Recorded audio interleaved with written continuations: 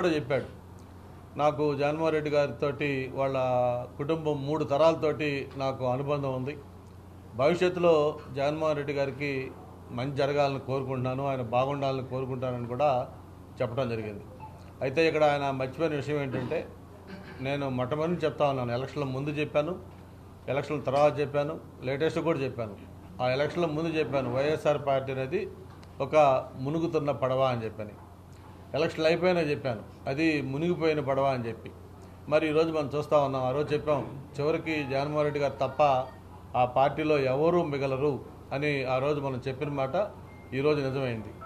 మరి ఒక రకంగా చెప్పాలంటే జగన్మోహన్ రెడ్డి గారికి మరి ఆత్మ పరమాత్మ, ఆయన A1 A2 ఒక నీడ లాంటి వ్యక్తి. ప్రతి నేరంలోనూ ప్రతి యాక్టివిటీలోనూ ఆయనతో పాటు భాగస్వామ్య వ్యక్తి.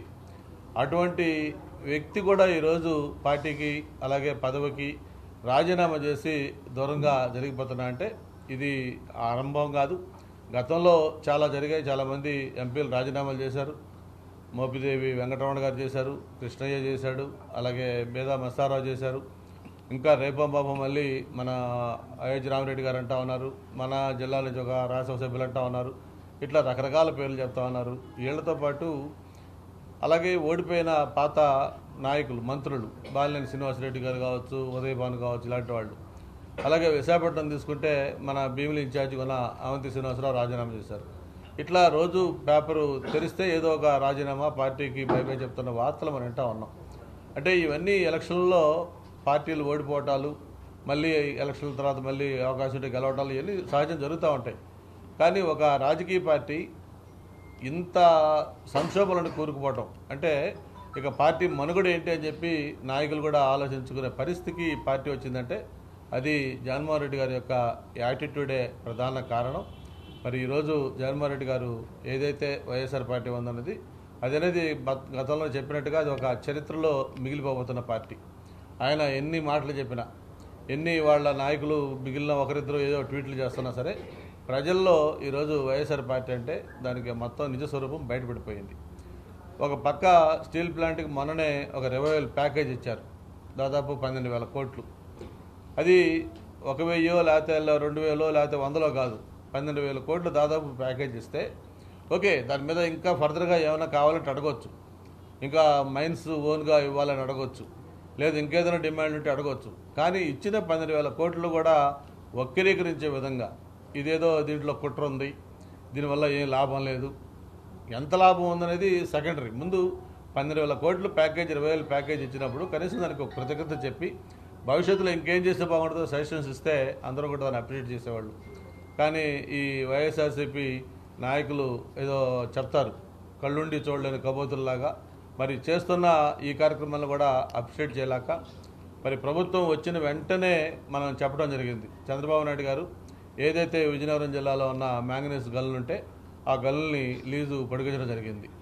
అంతేకాదు స్టీల్ మినిస్టర్ సాక్షాత్తు కుమారస్వామి గారిని విశాఖపట్నం స్టీల్ ప్లాంట్ స్వయంగా రప్పించి ఆయన ప్లాంట్ మొత్తం కూడా తిరిగి ఆయన కూడా ఒక స్పష్టమైన ప్రకటన ఆయనతో కూడా చేయించడం జరిగింది. అంతేకాదు మరి ఈ ప్యాకేజ్ సంబంధించి పవన్ కళ్యాణ్ గారు కానీ, చంద్రబాబు నాయుడు గారు కానీ, రాష్ట్రంలో ఉన్న ఎంపీలు కానివ్వండి, మొత్తం అందరూ కూడా మోడీ గారిని ప్రత్యేకంగా కలిసి స్టీల్ ప్లాంట్ యొక్క ప్రాధాన్యత చెప్పి అది ఎలాంటి ఎమోషనల్గా ఆంధ్రప్రదేశ్ కనెక్ట్ అయ్యింది, ఎంతమంది ప్రాణత్యాగంతో ఆ స్టీల్ ప్లాంట్ సాధించుకున్నాం, ఏ విధంగా విశాఖపట్నం చిత్రాన్ని మార్చిన పరిశ్రమ అది, ఎలాగా ఎమోషనల్గా అందరికి కనెక్ట్ అయ్యి ఉంది, ఇవన్నీ కూడా చెప్పి ఎట్టి పరిస్థితుల్లో కూడా స్టీల్ ప్లాంట్ కాపాడుకోవాలని చెప్పి ముఖ్యమంత్రి గారు, ఉప ముఖ్యమంత్రి గారు, ఎంపీలు అందరూ కూడా యొక్క కృషితోటి ఆ ప్యాకేజ్, 20,000 ప్యాకేజ్ మనం తెచ్చుకోగలిగాం.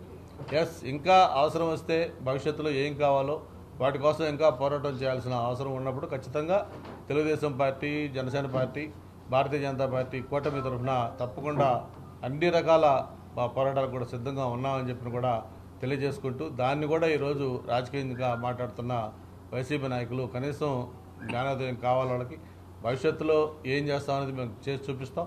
మరి 5 ఏళ్ళు వైఎస్ఆర్ పార్టీ అధికారంలో ఉండగా ఆ స్టీల్ ప్లాంట్ సంబంధించి ఏం చేశారో మనం చూస్తాం. ఒక్కసారి జగన్మోహన్ రెడ్డి గారు కనీసం 1,400 రోజులుగా వాళ్ళు అక్కడ పోరాట కమిటీ దీక్షలు చేస్తా, పోరాటం చేస్తామంటే వాళ్ళకి కనీసం మద్దతు పలికిన పాపాన పాలన. వాళ్ళు కలుస్తామంటే కనీసం అవకాశం ఇవ్వకపోతే చివరికి ఎయిర్పోర్ట్లో ఆయన ఒక ప్రోగ్రాంకి వచ్చినప్పుడు ఆ ఎయిర్పోర్ట్లో నిలబడి 2 నిమిషాలు మొక్కుబడిగా మాట్లాడి వెళ్ళిపోయిన విషయం. అంతేకాదు ఒక అఖిలపక్ష పార్టీ సమావేశం పెట్టమంటే ఏమాత్రం ఒప్పుకోలే. ఢిల్లీకి ఒక డెలిగేషన్ తీసుకెళ్ళమంటే దానికి కూడా సస్యమని అన్నాడు. అటువంటిది ఈరోజు